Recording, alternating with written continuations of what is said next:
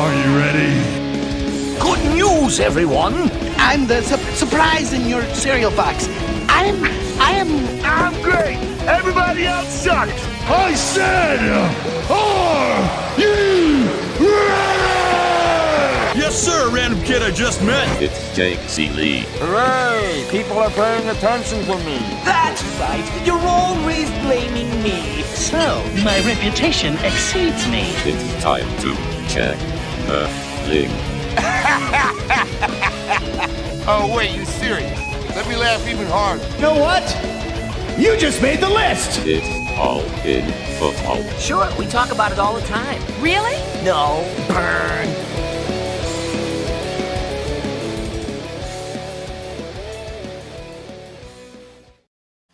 What is up, you ducks? It is All in Football on FTN. Yes, that is not Lauren that you're seeing on my left or right, depending on where you're looking. Yes, a little bit different, but we are still here. We're still All in Football. I'll introduce Dane in a second, but of course, we're just trying to push through as normal can be. Obviously, first comes first for Damar Hamlin and his family and everybody involved. Prayers out, the GoFundMe page. On a side note, hopefully GoFundMe does like a little charitable donation for how much they take off the top. Like throw some of that money back would be nice by them. But so that comes first and foremost. But we're here still trying to be as normal as possible, respectfully, with everything involved as we push ahead. This is Dane Martinez, Spit and Spees, the statistician.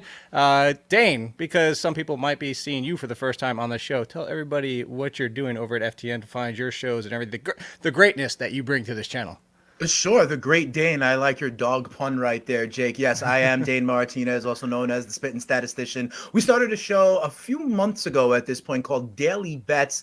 It's on 2 p.m. Eastern time at weekdays here on FTN, FTN Network, FTN Bets. We have kind of a rotating cast of characters, Jake, talk about their plays, their props for the night. Everybody from Kyle Murray to Mike Randall to Taylor Mathis. And of course, our good friend Benny Ricciardi joins the show. We try and get people some cash, try and hit those props. Yeah, Benny Ricciardi is Hey. Yeah, he just goes with whatever people try to pronounce it. But here's the first question before we even get to it. So week 18, are you a fan of playing your championship in week 18? Or are you a fan like me of never doing that in history forever because it's the stupidest thing ever and just having a one-off week? Or do you kind of look to DFS or because we still want to play because there's football, but Sure. what's your attack for the last week when it comes to this kind of situation?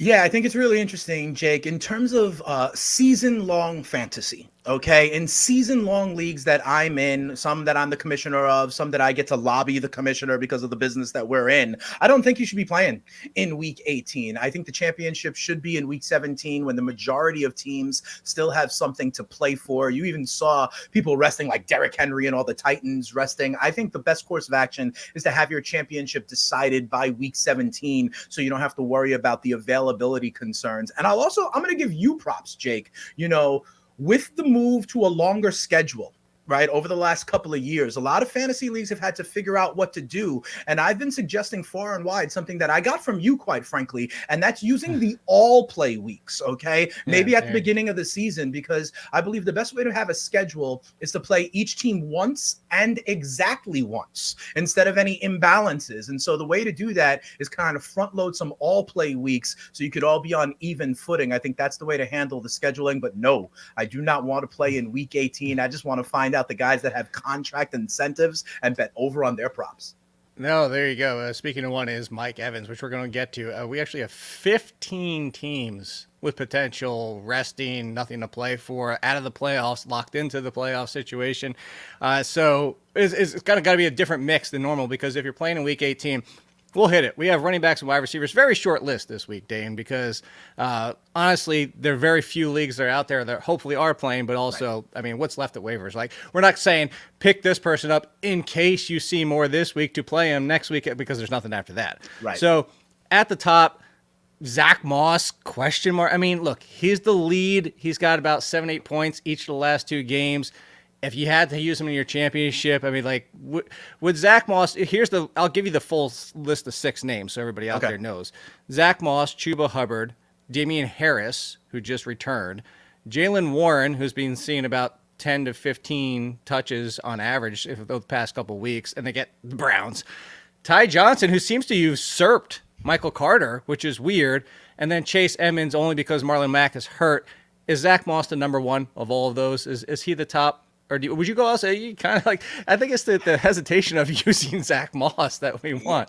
Yeah, and I mean, my problem with Zach Moss is still that O-line is horrible, you know, and what are they really playing for? I like Warren, to be honest. Every time Warren comes in, it reminds me that he's got kind of more juice than Najee Harris does. They use him in the receiving game as well, and you know as well as I do, Jake, that Tomlin, he does like to kind of go with one back. But I am seeing Warren get into the mix a little bit more than your kind of B-side running backs in Pittsburgh. I actually like what I'm seeing out of Warren, and he's the kind of guy, these young ascending guys, that may get actually more touches on the last week of the season. So I actually like Warren out of that list. See, I think he's got the highest ceiling because what you just said is part of the reason I went with this too. Is if you look at Week 18, and what they're playing at 1 o'clock, there's a lot of 1 o'clock deciding games. There's a lot of 4 o'clock deciding games. Pittsburgh needs about 5 things to break right for them to get in.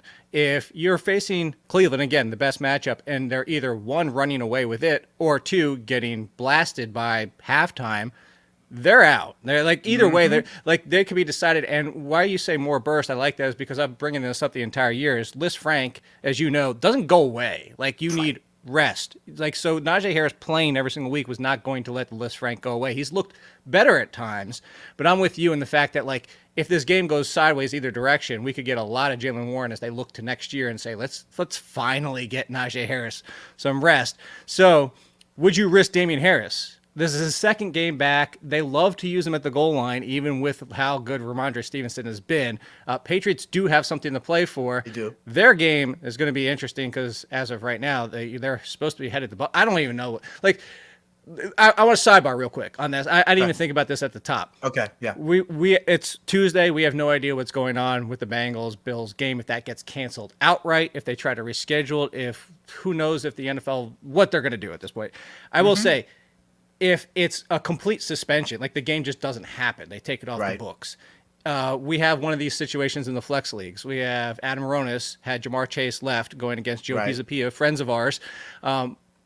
Split first and second. Just there's a tie this year. Like that's my best offering. What's your idea? Because unless it was already decided, unless you know Jamar Chase needed to score you 58 points and you weren't going to win. Like if there was any realm of either team could win, I think it's one of those years where you just have dual champions.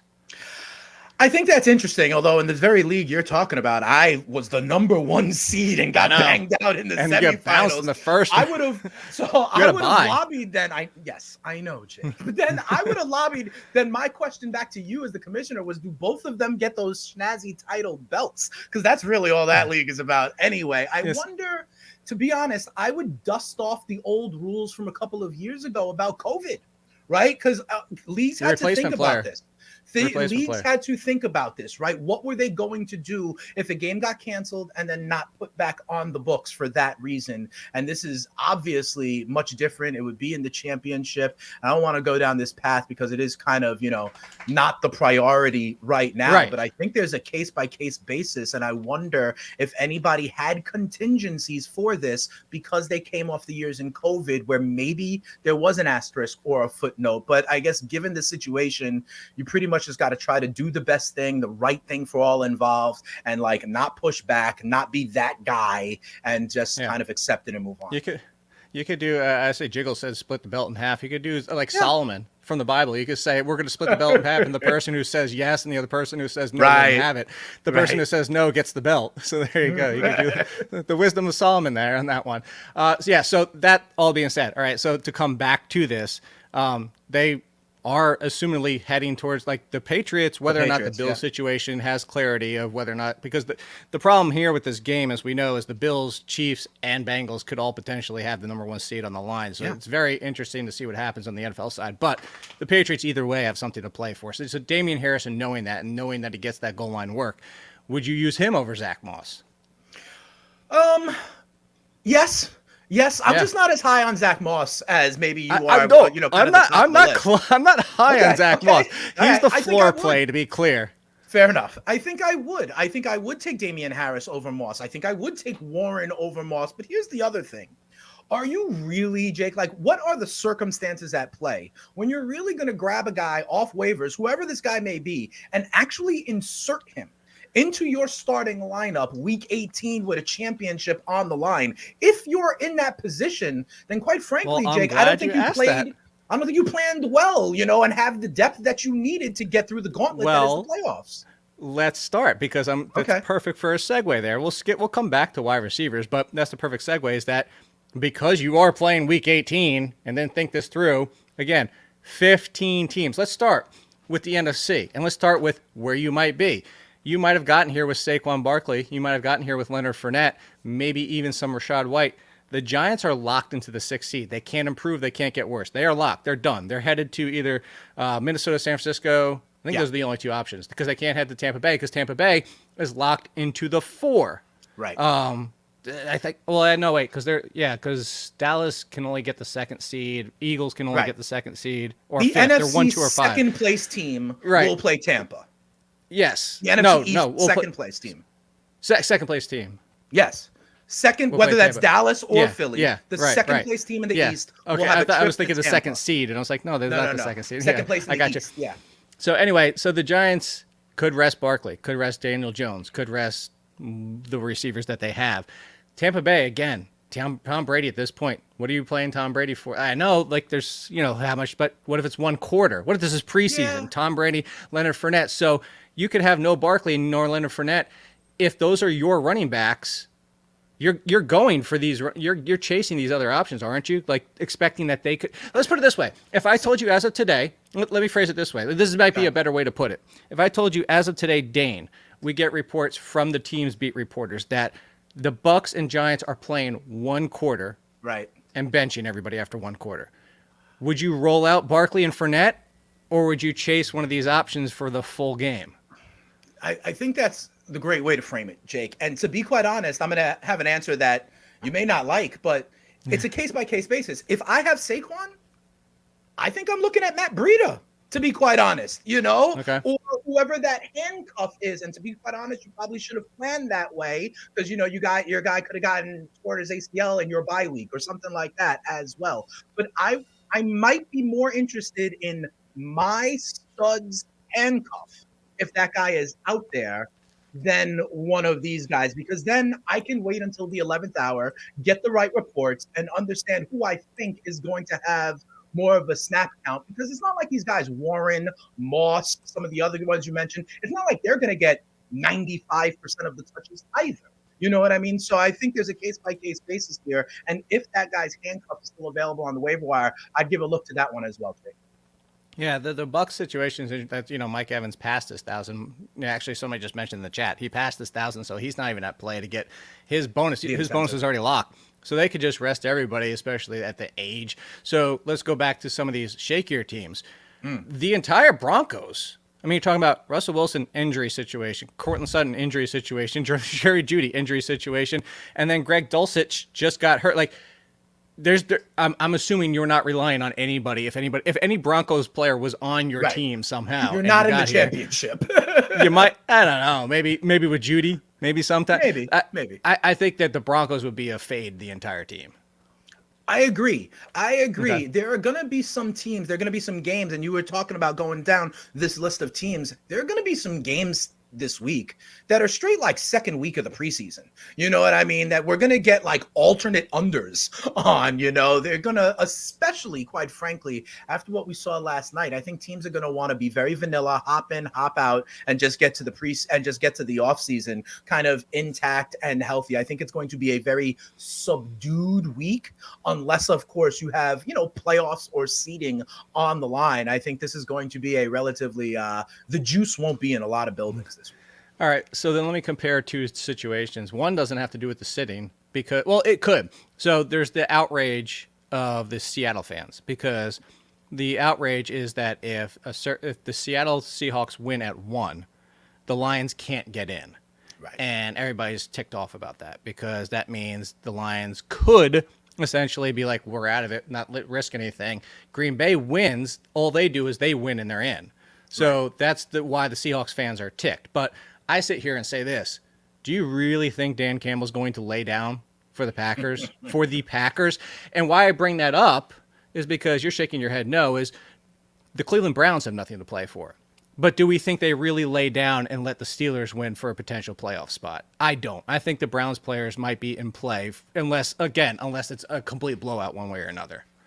Yeah, I think that's fair, but here's the other thing we don't know, Jake, right? Everybody at this point in the season has nagging nicks and cuts and bruises and bumps, and we don't know to what extent, like, is a guy 90%? Is a guy 70%, right? Is the guy going to take that good old shot of Toradol to get himself up for a meaningless Week 18? That's Chubb. kind of what's behind, exactly. That's kind of what's behind the curtain there on some of it. In that Browns backfield, Nick Chubb was questionable the last couple of weeks, right? Is it something where he toughed it out, just to do it when they were kind of still involved? And then Kareem Hunt is going to be on another roster next year, I think about it in the offseason, right? So that's really interesting as well.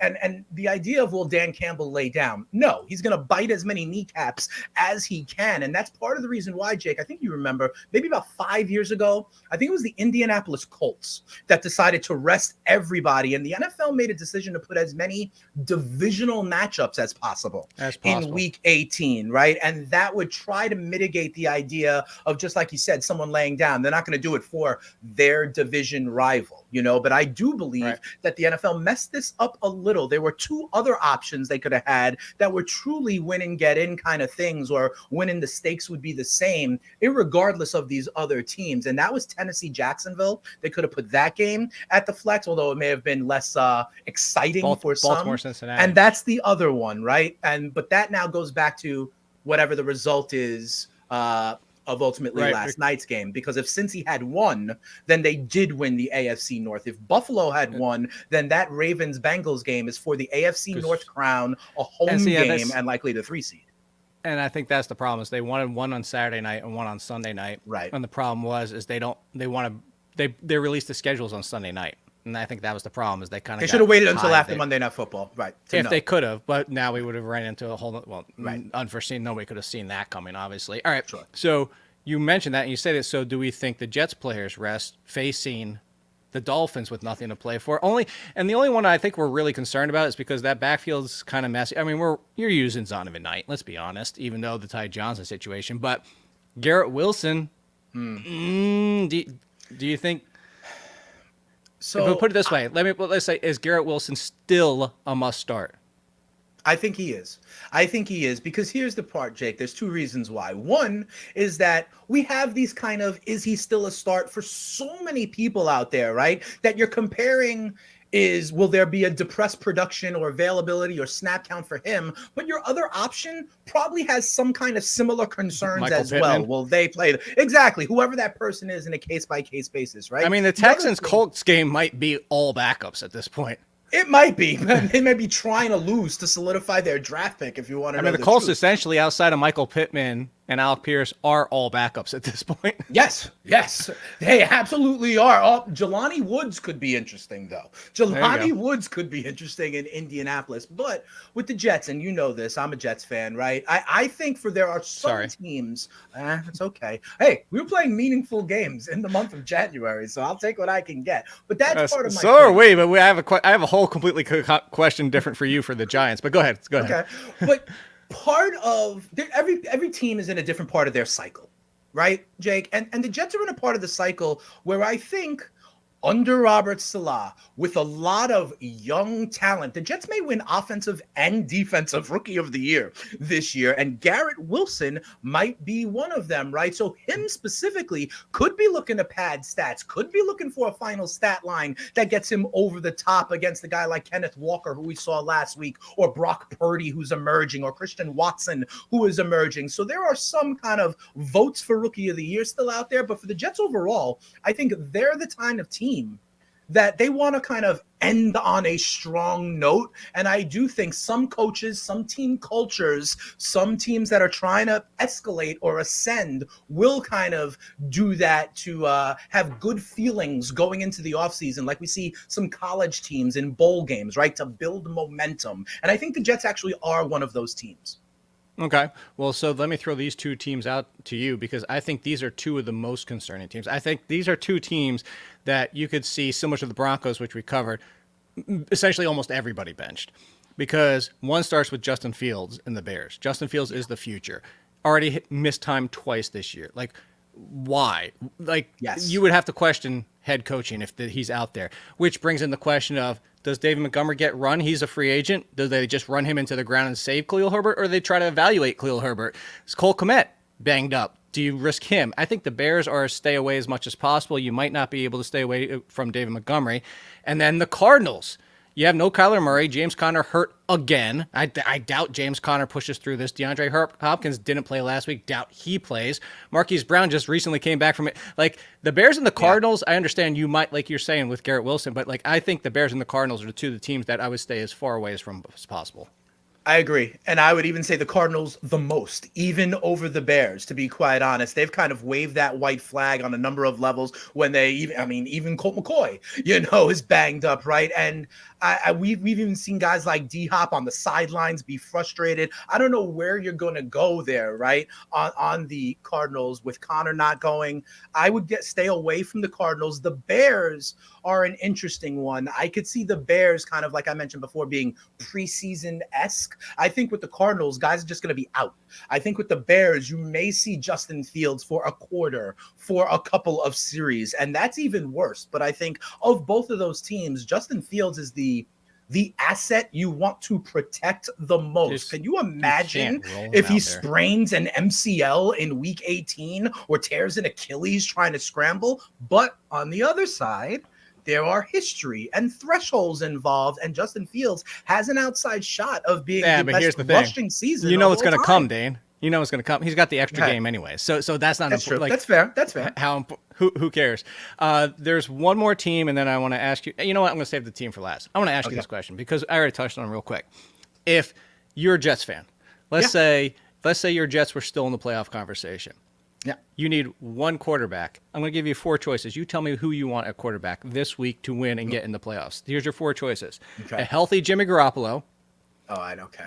Go ahead. Jared Goff, Daniel Jones, or Derek Carr. Who would you take this week? Sure. On my Jets roster? Yes. Yeah.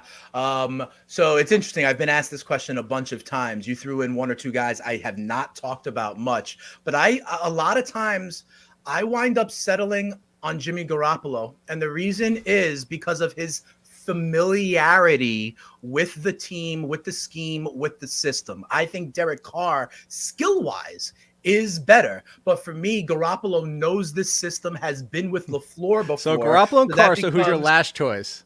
The last of those? Yeah. So it's Jones or Goff now. Yeah, I mean, Goff has popped off, but I think it's kind of like it's going to turn into a pumpkin at midnight. Daniel Jones has a little bit more of the dual threat rushing nature that I want my quarterback to have. So I would have Goff at the bottom rung of that ladder. So then the last question I have you is, can we stop with Daniel Jones being a franchise quarterback? Can we just say he's replacement level? Can we say he's the 20th best quarterback in the league? And last part being, is Lawrence Tynes off his damn rocker saying that he deserves hold on. Lawrence Tynes said that he deserves the max 5 years, $40 million a year, 5 years, $200 million contract for Daniel Jones, no matter where he signs, whether it's with the Giants or somebody else. So that's ridiculous. That's absolutely ridiculous. Okay. I think you and I and everybody else knows, but quarterbacks to me are in 3 tiers. Okay. I don't like ranking them all and all that stuff. You're either a guy who raises all boats and can be the reason you get to the playoffs, right? Or the promised land, right? Or you're in, maybe there's 4. There's tier 2 where like you're not horrible, but you're not leading them there. It can be done if all the other elements are in place, right? And then there's the bottom tier where you're looking for someone. The only kind of side thing is maybe you have the young guy and you're trying to figure out if he is that guy. Okay. And there's some teams in that boat that I'll give you. Daniel Jones is decidedly, in my opinion, in that middle band. Okay. Right. I don't think he's in the bottom band. I think he's in that middle band. I don't disagree, but stop with the franchise. Stop with the franchise. Don't get, back up the 40 Brim million a crop, year. reset the market kind of stuff. They don't, okay? You're just going to have to realize that that's where you are. But to be honest, in that middle band, these days, you're still getting like 20, 25 million a year, Jake. You know, and that exactly. should be okay too. But I agree with you. He's a guy, he is a serviceable, the game manager, middle tier for me, and that's about it. All right. We're over by about almost a minute, so quick version before we get out here. Commanders. Ron Rivera didn't even know they could be eliminated from playoffs. Does Ron Rivera start as starters or not in the final week? Well, you're right. I remember that press conference was hysterical. He was like, "What? We could be eliminated?" And then they were. Right. I think Howell gets consideration. You know what you have in Wentz. You know what you have in Heineke, right? I think they may run out the kid. Sam Howell, their draft pick out of North Carolina, just because like every other team we're talking about, you need to understand what you have going into the offseason. I think we could see the rookie under center in Washington. All right. Well, you just saw Dane Martinez. Make sure you're checking him out at Spittin' Steez. Tell everybody when they can catch you on FTN. Sure. On FTN Bets, we do it every weekday, 2 p.m. Today, we're going to have Mike Randall chopping it up about some college basketball. And you heard Jake, Spittin' Steeds, for the Spittin' Statistician on Twitter. Thanks, Jake, for having me. Yeah, and we'll be back tomorrow, another brevity show. For the rest of the way going forward and during the offseason, Meanie will be back. And then we'll hopefully see you there. Prayers up with everybody, of course. Hug your family, friends, loved ones. We'll see you later.